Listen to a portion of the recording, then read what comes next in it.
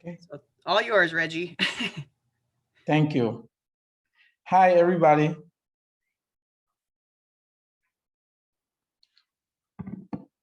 My name is Reginald Tarr, and I work for the Department of Human Services. I used to work for Lutheran Social Services, then later on, when everything went down, we were transferred to the Department of Human Services. So I'm the coordinator for refugee resettlement here in Grand Forks, North Dakota. And I want to thank you so much for inviting me today to be with you, to spend an hour with you. Today, my plan is to just give you a brief overview of the resettlement program. And then also I will be telling you my personal story. While I'm doing the presentation, I would like you to ask questions. You can jump in at any time. So there's no special time. If you want to wait at the end, that's fine. But whenever you have a question, just, just interrupt me, or you could put in the chat as well.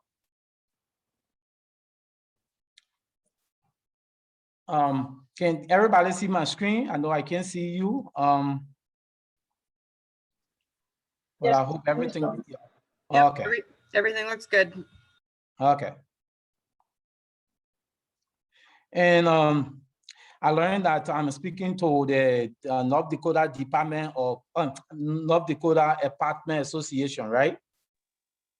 So with that in mind, I know that when our refugees clients come to the United States, especially in North Dakota where we live now, we found out that the first people they get to meet is the apartment agents or apartment management. They are the first, they are the landlords, they are the first people that welcome them to the United States. So it's very important for us to be having a conversation together, because I remember whenever we pick up our clients from the airport, the first appointment we have with them is to go and sign a lease so they can have somewhere to stay. Maybe we will have already booked the apartment, but they have to go and sign a lease. So the landlords are the first people they meet. Today, as I said, I will be, here's the agenda for today. I'll just give you a brief overview. Do you have a question? Oh, okay.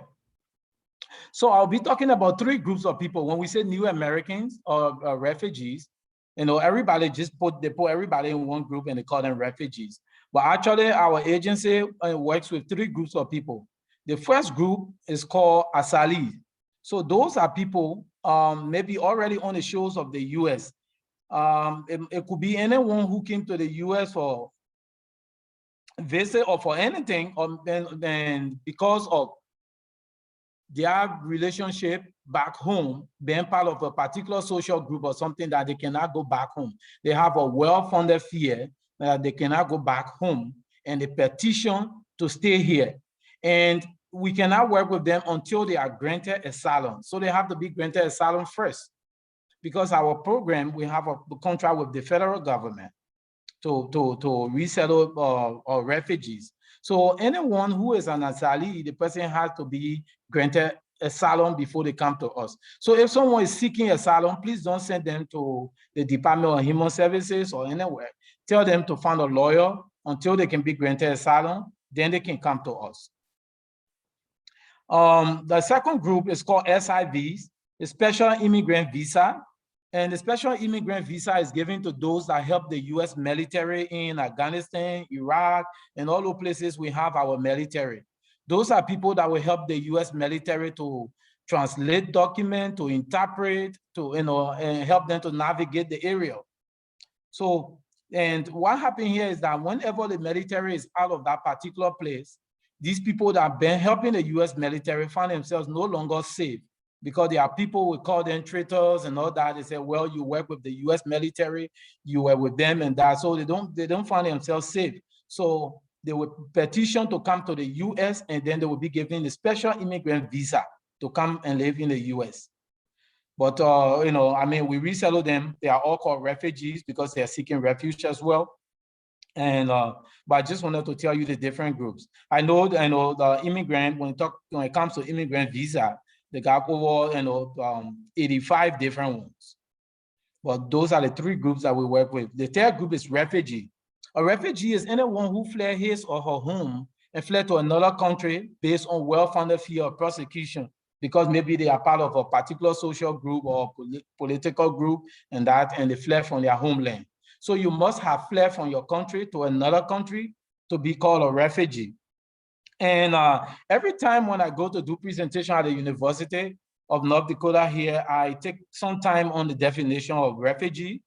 I always told people that I know we all can read and write. I'm speaking to people who got degrees and all that. They know what a refugee, who a refugee is. But sometimes we still get it wrong. There was one time I went to speak to middle schoolers, and there was a young boy in the middle school. He thought that when they said refugees, they were talking about particular nationality. Maybe they are limited to a particular nationality. And sorry, I just saw a comment. Okay. Okay, yeah. So the little boy thought a refugee is limited to a particular nationality. Like, for example, the Somalis. Maybe someone from Somalia, then they are just refugee. Those are, and I was trying to tell him that, well, a refugee could be anyone. It could even be us in the US. If something happens in the United States here, and we fled across the border and went to Canada or Mexico, whatever country we went to seek refuge, will be called refugee, regardless of whatever job we are doing here. You could be a professor or doctor or whatever, but as long as you are seeking refuge, you are a refugee.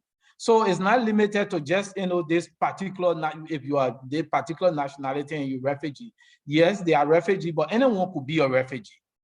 So I was trying to explain to him, but it was not only that little man, the little boy in the middle school.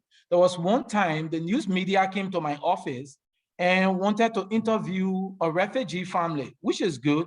We like them to make those stories so people will be well informed in the community about who's coming to the community. But then that time, my supervisor told them that, well, talk to Reggie. And they said, well, we want someone who came to Grand Forks as a refugee. I said, yes. And they said, well, we want someone with a family so we can make a story. I said, I have a family. But they didn't want to talk to me because I didn't meet their definition of refugee. They were looking for someone maybe in a deplorable condition, or maybe a bitter old woman, maybe the person can't speak English, or maybe they cannot articulate themselves well. Then they will fit the definition of the refugee that the media wanted. So even the media is also getting it wrong. I'm sorry that I'm taking some time on the definition of refugee, but some people think refugees are people from maybe different planets and all those different things. So yeah, a refugee can be anyone. It can be anyone, as long as the person maybe fled from here. As I said, if something happens here and we went across the border, we'll be called refugee. So I think I said enough on the definition. I should move ahead. Oh, it seems to be my slide. I'm sorry, I got stuck. Okay, there you go. So the reason people will flee from their country would be something like this. If you live in a city and it's bombed, you see how the building is all destroyed. So people will flee and go to another country to seek refuge. You can see some people overcrowded. I don't know whether it's a boat or whatever, but they are not fleeing because of economic reason. They are fleeing because of the fear of their lives. So they're going somewhere, anywhere that they can find safe. That's the reason refugees will leave their country. So just to tell you a little bit, the refugees that we are resettling in North Dakota, they are coming from Somalia and Bhutan. Somalia will make about less than 5% of the people we resettle in North Dakota, the Somalis. And maybe you might see more people and say, oh no, I don't think so, but they are maybe coming from another city and state, which we call secondary migration. And they will come to North Dakota because of jobs and things. But they make less than 5% of the people we resettle in North Dakota. Just to show you a little bit of the refugee camps, when people flee and leave their homeland and go to another country, They will be in camps. They'll be in tents like this. These tents are given by UNHCR, which is United Nations High Commissioner for Refugees. Sorry, I still have Lutheran Social Services at the bottom. Please know that. I'm not working for Lutheran Social Services anymore. So they will give them the tent. So if we are in North Dakota here, if something happens and we fly across the border and went to Canada, I know we have our homes and everything here, but in Canada or Mexico, we don't have homes there. So they will give us these same tents to be in, temporarily until they can find a durable solution. So they will give families, sometimes a whole family will be in one. And then they will give food ration, like corn, rice, beans, whatever they can give them on a weekly basis or sometimes on a monthly basis, and they give them the food ration. The second population I talk about that we resettle, they make up bulk of the people we resettle. They are from Bhutan. And Bhutan is a small country just right between India and China. Those are people, they call them, they speak the Nepali language, but they are from Bhutan and they fled to Nepal to seek refuge because they were chased out of Bhutan and they went to Nepal. And they speak the same Nepali language as well. So they were resettled here. They make about, they are 90% of the people we resettle over the past 10 years. We could move to different population, but for now, those are the population we have, resettled the most. We have resettled people from Iraq and other countries, but the two main populations are Bhutanese and the Somalis in North Dakota. So just to show you a little bit of their camp as well, the Bay detached houses, you see them having devotion here. That's how they greet people, namaste. Some of you who have worked with them or they live in your apartment buildings, they always greet like this, namaste. And this one, I just wanted to show you how resettlement is done by states. I know I got 2015 on my slide, but the main thing I want to show you here is that North Dakota is not on this because you see that North Dakota resettle minimal amount of people. So you see states like California and Texas and all the other big states, they resettle large number of refugees.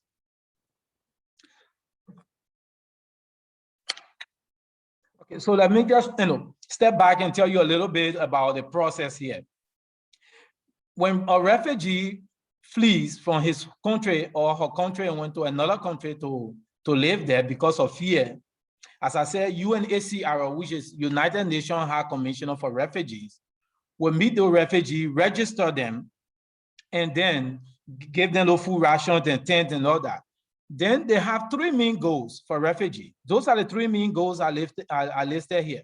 The first one is voluntary repatriation or repatriation, whatever way you pronounce it. I'm sorry, I got some strong French accent too. I live in a French-speaking country for a long time before I came to the United States. So, and maybe other languages that I speak. So I say repatriation, but whatever way you pronounce it, repatriation, that's fine. Voluntary repatriation, it means taking people back home to going back home to their homeland. The main goal of United Nations is for refugees to go back to their homeland. It's not to just transplant them, because everybody wants to be home. It doesn't matter where you come from, whether you come from the big city in New York or a small town in North Dakota, home is home. So everybody wants to be home. So the first goal is to help refugees to repatriate, to go back home to their home country. But in this case, let me just take Syria. The country of Syria have been having civil war for almost 10 or plus years now. So let's take them as an example. People that fled from Syria fled to Germany and other countries in Europe, but especially Germany. So while they are in Germany, the goal of United Nations is to help them to go back to Syria. But if the war is still in Syria, there's no way these people can go back voluntarily. Then the UN will move to the second goal and say, now that we found out these people cannot leave Germany to go back to their homeland because the war is still continuing, then our second goal is for them to integrate locally, local integration, which means that we have to work with the government of Germany to be able to help them get work permits so they'll be able to work, their children go to schools and all that, because they can't be here like that So that's the local integration. But what happened here is that you always find out that the bulk of the refugees in Germany will not be able to get work permit because Germany is not able to give them all work permits and resettle all of them, for them to settle down. So the third goal of United Nations would be, since they cannot go back voluntarily, they cannot integrate, all of them cannot integrate, then let's find another country that will help with the burden, which is the third country. The reason it's called third country resettlement is because the first country is Syria, and now they fled to Germany, the second country, and now the UN is finding the third country for them. The third country resettlement is what United States is involved in. We don't see people from Syria coming, rushing across our border. So the third country resettlement, the reason some people will be resettled for third country is that because Germany or that country that is hosting them cannot get all of them work permits, and then UN will take sometimes the vulnerable population and refer them to another country. So you see, the top country that will take in refugee would be United States, Australia, Canada, and other European countries. Down here, those are the countries that you have bulk of the refugees living in. But the countries up here, those are the ones that are doing the third country resettlement. And only 1% of the population get to be resettled for third country resettlement. So they're not taking everybody from the refugee camps. Those camps are still there, but they take some people out and refer them to other countries. So United States will say, yes, I know we can take in some people. So it depends on how many people, refugees United States wants to take. That ceiling of refugee is set by the President of the United States together with Congress. They come up with how many refugees they want to take in a given year. It's called PD, Presidential Determination. And it's done by the President. I'm sorry, I got some other numbers here, but I don't want to waste your time with numbers. So I'll just move ahead. So the ceiling is set by the President of the United States. So this year, right now, we are at what, if I remember, 15,000 refugees. The number used to be 85 4 years ago and keep dropping. So now, we have less refugees coming to the country. So when the president sets the ceiling of refugees, then the Department of Homeland Security will do extensive interviewing for refugees, security screening and all that. It takes the minimum time of 2 years before a refugee can finish the process. Because it's a whole lengthy process, it takes time. They got time in between to do background checks and all that. And after the extensive interviewing by all the different security agencies, then they have to do medical screening as well. I know sometimes we hear people around, people will call my office and say, oh, they're bringing refugees here and the refugees are bringing sicknesses and diseases, to the country. United States, our country will not, just bring in anyone. Those refugees are screened medically and they have to pass. Otherwise, the person will have to wait until they are treated before they travel. Sometimes the whole family will wait for just one member, or if they sign paper, they can come and later on that family member will join them. And then there's also cultural orientation that is done for the refugees as well. Cultural orientation means that they're telling them about the United States, how to live here because the system is kind of different and all that. Any questions so far? Just the one on so a refugee could start out fleeing their country, go to another one, and then to the US?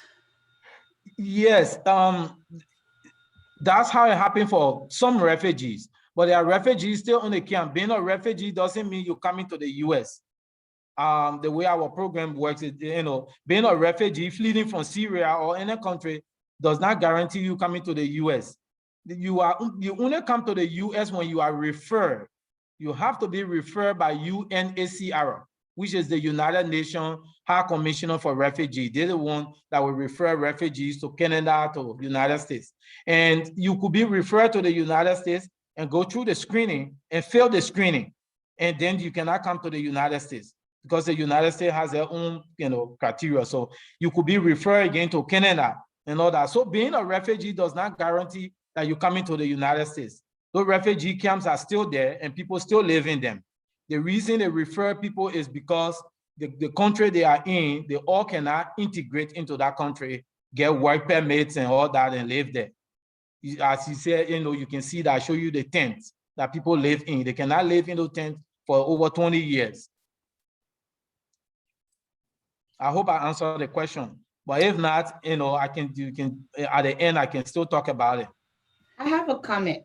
Yes, go ahead.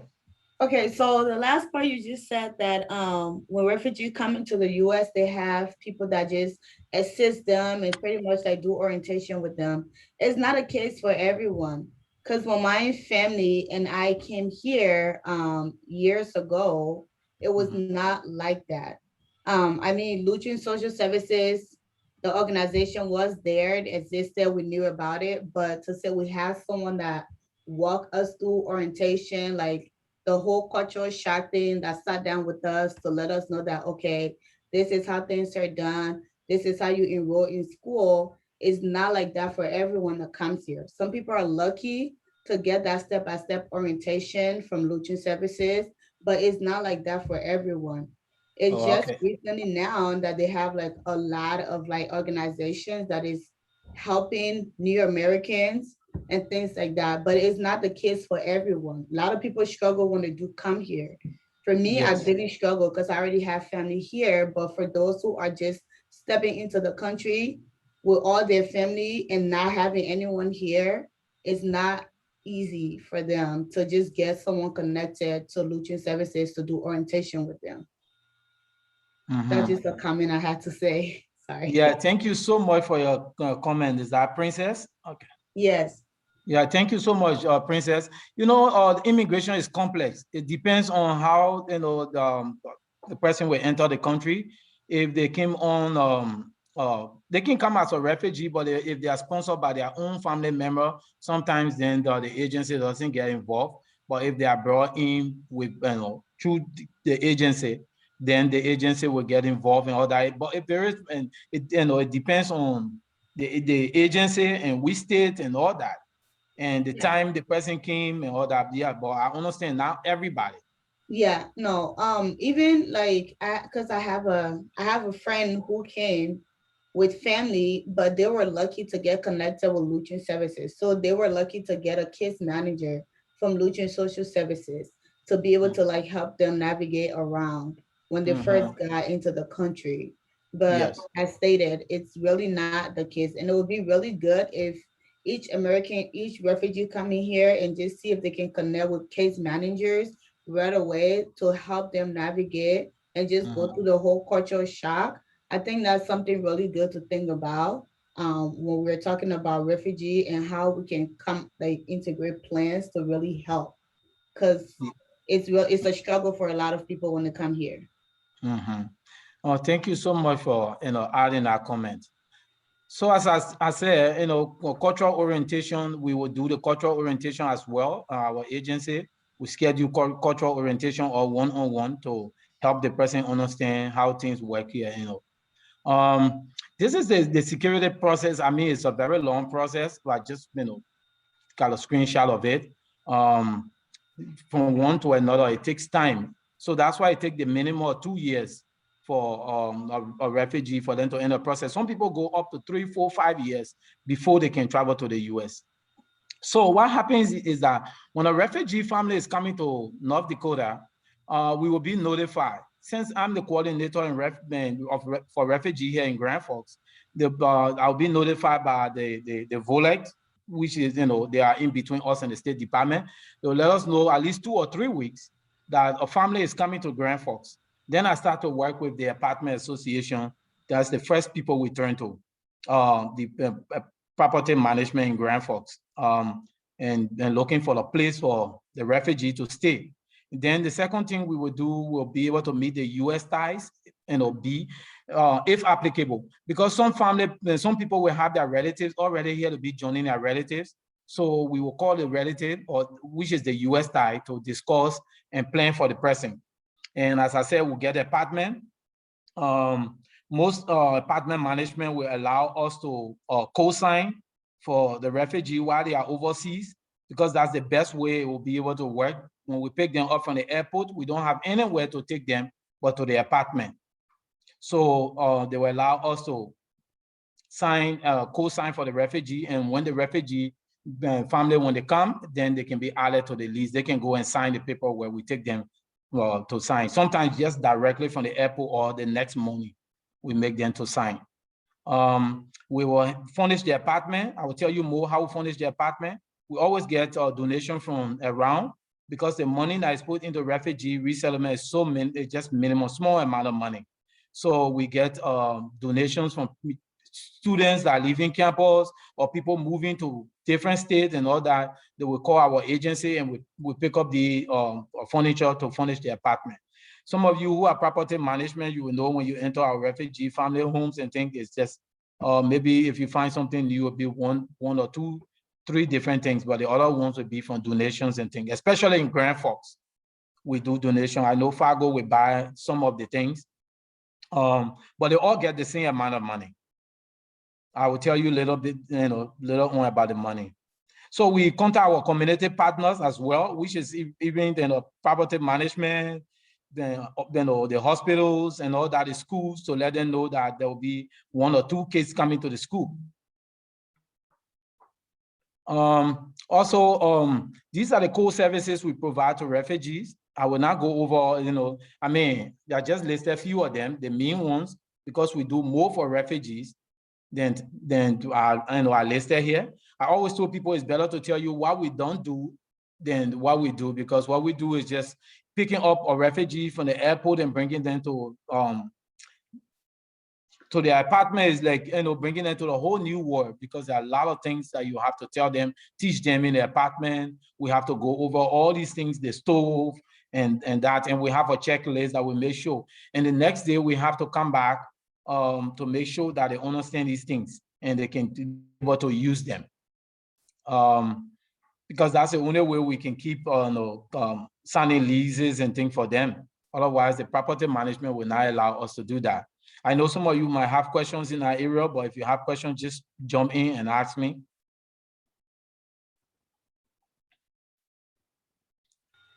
There was one more question. Can a refugee be from a country that is not in quote unquote war, but the family is being targeted and they are not safe, so need to? Yes. Yeah, refugees are coming from countries that are not in war and things, but it could be it could be political stuff. It could be because of their association in a political social group, or in a social group or political group and all that. Yeah, it doesn't have to be a country of war. There are some countries that do not have civil war, but they have refugees from there. So, but all that one is not done by us; it's by the Department of Homeland Security. They would determine whether the person is a refugee, and then they would send them to us.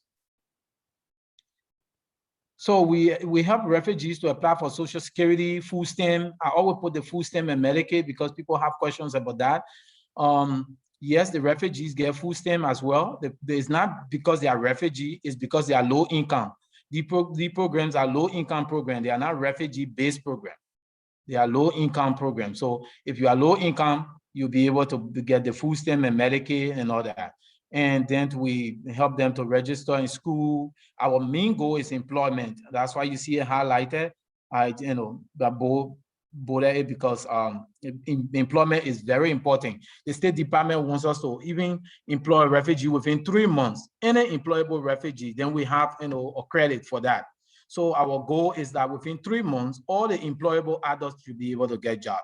In North Dakota, there are so many jobs, and even the people, the people that live in North Dakota. Everywhere you go, you'll find hiring, and jobs. And the refugees are taking the entry-level jobs, like dishwashing, hotel cleaning, and all these different jobs. Those are the jobs we make them to take. We push them into that. They get 2, 3, 4 jobs. They won't work a lot of hours. They won't work weekends and holidays. They don't care about that. So as soon as they start to work 2, 3 jobs, they are no longer qualified for the food stamp, because the food stamp is income-based program. I know the assumption out there is that, oh, when the refugee people are coming, they are sucking the system. Our refugee families do not even stay long on the food stamp if they stay in, because they want to work. Nobody can run a family or raise a family in North Dakota without having a car. It's so difficult, very difficult, especially for our refugee family coming from warm areas. So they will want to save money to buy cars. And then to save the money, you need to work 2-3 jobs because they need to pay for their apartment as well. So that's why they don't stay long on the food stamp program. And the one I put in red here, I would just like to talk a little bit about it, the RMP and the RCA. The RMP stands for Reception and Placement. It's a one-time grant from the federal government to refugees, a one-time grant. Now they just increased it to $975, but it was $925. It's a one-time grant that is given to each person, regardless of their age. It can be a baby or an older person. Each person gets the same amount of money, $925. It's a one-time grant that is given to our agency to spend on behalf of the refugee. So that money doesn't go directly to the refugee. So we use it for rent. We pay 1 month rent. You could use it for furniture, clothing, and those are the things that are listed that we can buy with them. Utility bill and all that. It's $925. It's not enough. The only time you have enough cushion to work with it is that when you have a family of 3 or 4. That way, each person has $925. That one-time grant. You can use it to pay the first month rent and the security deposit and application fees. But resettling one person has been difficult for me since I've been in the resettlement or business. If the person gets $925 and it's a one person coming to North Dakota, by the time I pay the application fee of $25, I'm left with $900, and I have to pay the security deposit, which is half of almost the 1 month's rent. Then I'm short on the rent already because apartment buildings will be about $500 of rent for 1 bedroom. So it has been difficult. I call myself a good matchmaker.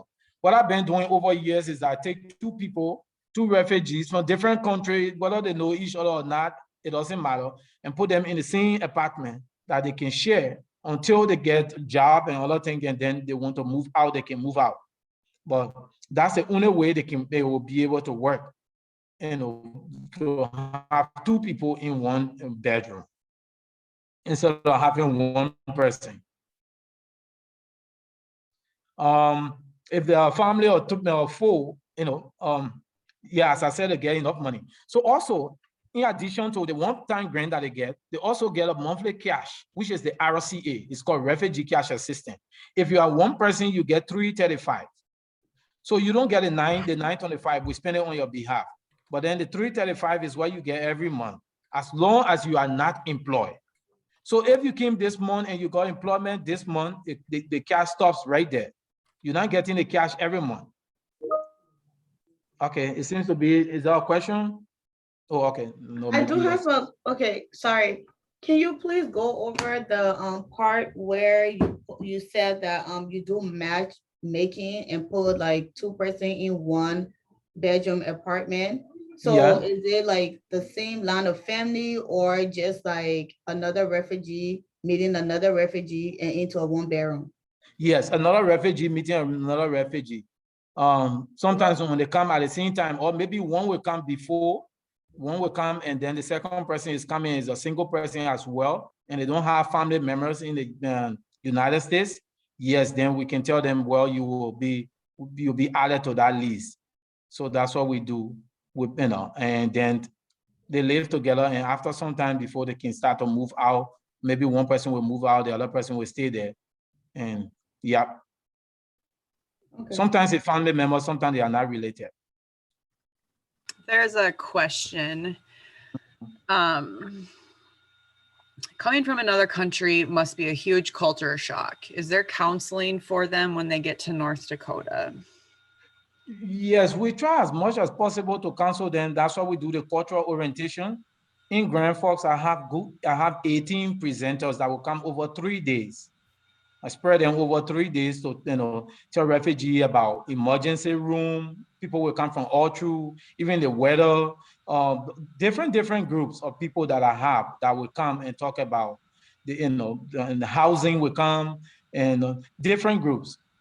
I have 18 of them that will come and present. So they will give them at least that orientation. And when it comes to counseling, maybe talking about having maybe some mental health or something, we leave that with the dieters. They must be seen within 30 days of arrival. That's part of our agreement. We must take them to the doctor within 30 days. It can't be after 30 days. It must be within 30 days. So we have hospitals that and clinic that we work with, especially right now we work with Valley and they are no longer called Valley, but Spectra now.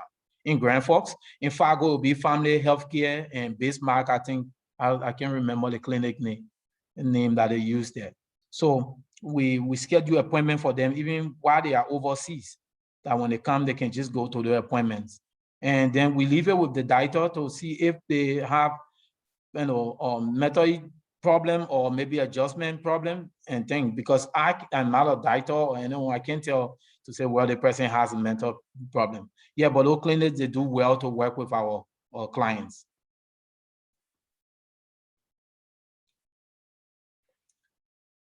Okay, so I'll just move ahead because of time, and then any question you can come in. So the ROC I was talking about, if you are one person, you get $335, and the $335 is nothing. It can't even pay your rent. And we know how much your rent will be for a one bedroom. So the refugee is getting $335 if you're one person. If you're a family of two, which means husband and wife, two of them together will get $450. It's not $450 each, but and you can't even pay anything also. So the same with family of three and so on. So that's all the cash that a refugee will get. So that's why we need to find them jobs as soon as possible. So we start finding jobs even before they arrive in this country, because we have their bio data. We look through their documents and see, where we can place them for job and things. So we start planning before they arrive. This is a problem. And one other thing I would like to mention is the travel loan. I know most people don't talk about it, but the refugees are coming. They already owe money coming to the country. They're not even starting from zero. They're starting from negative because they owe money. They have to pay back their travel ticket. The flight that they came on, they have to pay back that money. It's not free. So it's a loan. They sign a promissory note with ROM, which is International Organization for Migration, and they have to pay back. So if you meet any refugee, ask them. If the person is a little person, maybe their parents are paying for it and they don't know about it. But we know that we work with refugees to pay back. The minimum I have seen is about $1,500 for one person because it's international flight. So if a single mom came to North Dakota, she already owe $1,500 times 4. Maybe if she has 3 kids plus herself, that's the money she already owes. It's like the student loan. It's almost like a student loan. After 6 months of employment, you start to receive the bill to pay back that money. So refugees owe money coming to this country. All the refugees all over the United States, I'm not talking about Grand Forks or North Dakota only. So if you can check with any refugee, you can Google it, you'll find out that refugees are paying back the travel loan. It's not this year, something that started many, many years ago. But no one talks about that, So refugees are also, we find employment for them. We help them to do all these different things, resume building and that. Oh, how come there's no power in my back? Excuse me, I don't know what happened here with my computer.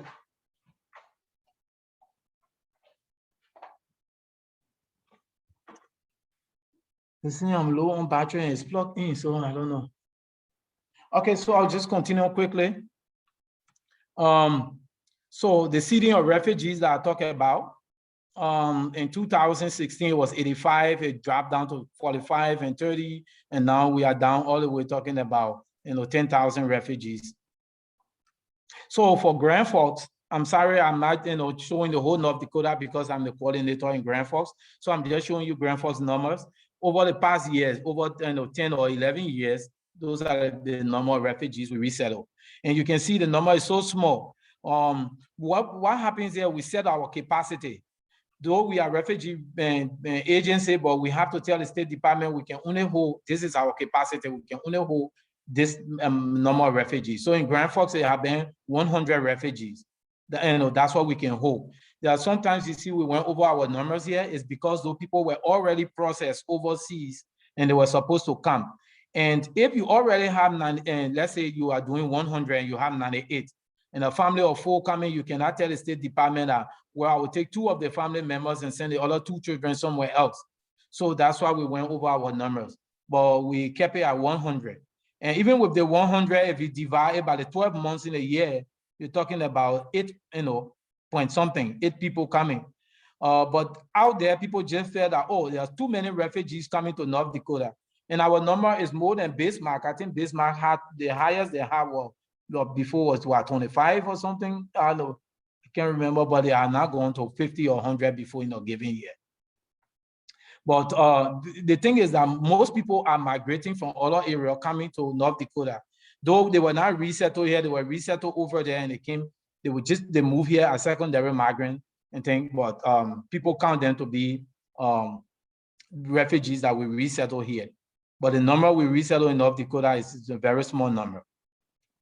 So refugees also come to our community with all these, they are workers, they open businesses, they pay taxes, they are homeowners. You can see some of them buying homes. They're leaving the apartment buildings and moving to homes in Grand Forks here. They bought so many homes and things. There was one time I went to speak to some professional people and someone asked me a question. They said, Reggie, you said they are buying homes and all that. Are they paying taxes? I said, yes. What do you mean by they are paying taxes? What are they pay taxes? Refugees pay taxes as well. You cannot buy a home without paying taxes.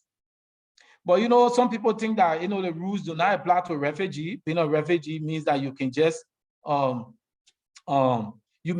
have the refugees have a card that they can carry to Walmart or somewhere and say, hey, I can't pay taxes, I'm a refugee. No, it doesn't work like that. So refugees come with languages, traditions, and all that. They build our economy, and our local cities and all that. Some of them are skilled people, some are farmers and all that. And also refugees have challenges. We only see the top of the iceberg. We see, oh, they are people of color or this, and they are terrorists and all those different things people say about refugees. But they also have internal wounds that we don't see, scars. There are people whose families were killed and they lost family members. Coming to the US doesn't mean that everything just go away. Though they are trying to rebuild their lives. And being a refugee is not a choice. It's something that you just find yourself in. So they have those scars and everything as well. Since I'm rushing over my presentation because of time, do you guys know this guy? Albert Einstein, he was a refugee as well. So any question before I tell you maybe part of my personal story? I can tell you the PG version of my story. Reggie, I was just curious if you know why the numbers of refugees have been dropping in recent years compared to previous years. Oh yes, it's politics and everything tied to it. When the new administration came in, I think the focus was to reduce the number of refugees.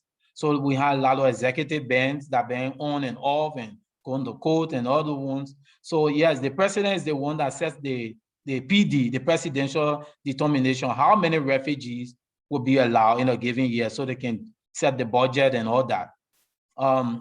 And just to add to that question, I'd be surprised that senators and other people, lawmakers, will go on platforms and say, I don't know where the refugees are coming from because they want to score political points. But the refugees I'm talking about are people who, they are brought in by the federal government. They just contract with Lutheran Social Services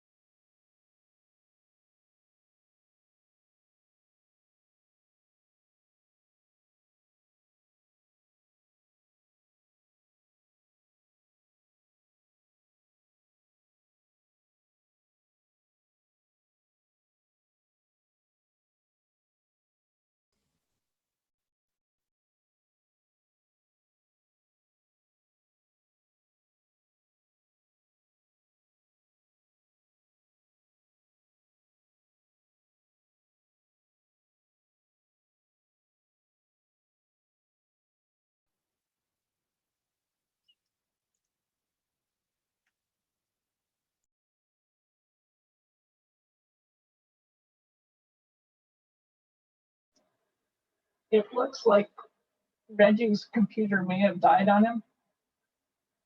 I'm not seeing him on the list anymore. So it's close to ending time, so I think we'll go ahead and just end it with that. If you have any questions, just go ahead and forward them to us and we can get them to Reggie. Sorry that it ended so short like this, but thank you everybody for attending. Yes, Jennifer, we'll get his contact info in the chat for you, okay?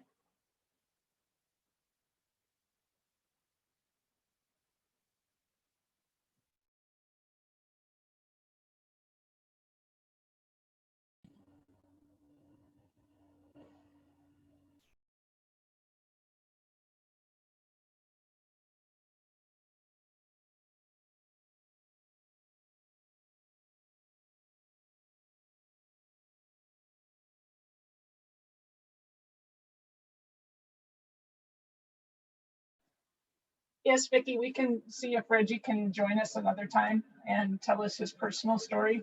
I think it's very riveting what he's gone through, and so we'll see if we can get him back on maybe maybe towards the end of our presentations in June.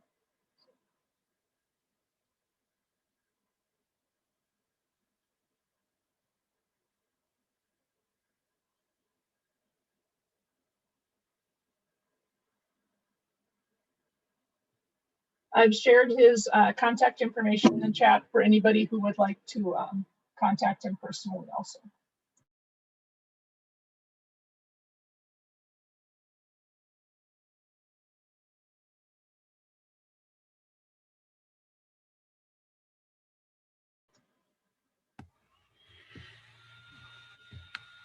Stephanie, and I can't remember who else asked it, but I will get that question answered as far as with LSS closing.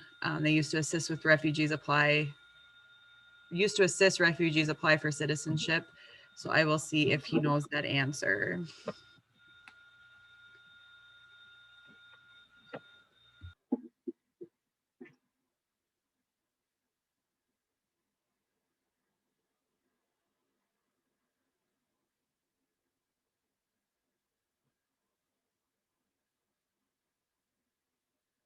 Okay, that looks like it's it for the questions. So thank you everybody for joining us, and we will try and touch base with Reggie and see if he can't share his story with us.